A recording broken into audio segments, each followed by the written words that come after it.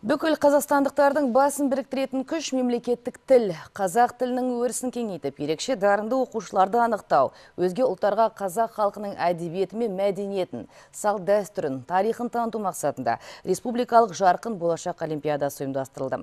Катев халықаралық қоғамдық қорының ұйытқы болуымен қолға алынған шара еліміздің барлық аймағын қамтыды.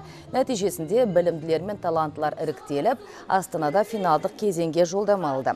Бүгін 5000 оқушының арасынан суырылып шыққан 171 дарын иесі 5 конкурс бойынша сынға түсуде.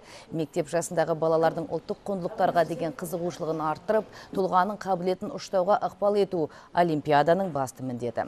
Қазақ тілінің құдіретін өзге ұлттарды насихаттауда, қазақша ән айту, ғылыми жұмыс пен шығармашылық қабілетін көрсету, мәнерлеп оқу секілді бағытта жеңімпаздар анықталады.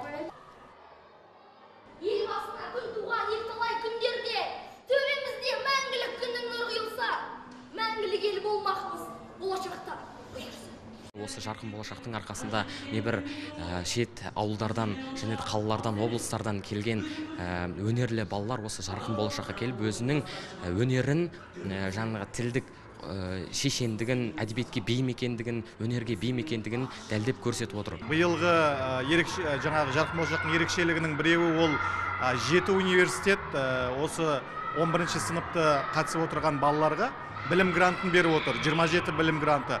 Бұл балаларға өте үлкен мүмкіндік. Жақсы балалар осы жерден жеңіп шыққанда журналистика немесе қазақ тілі филологиясы бойынша грант алып тегін білім алады.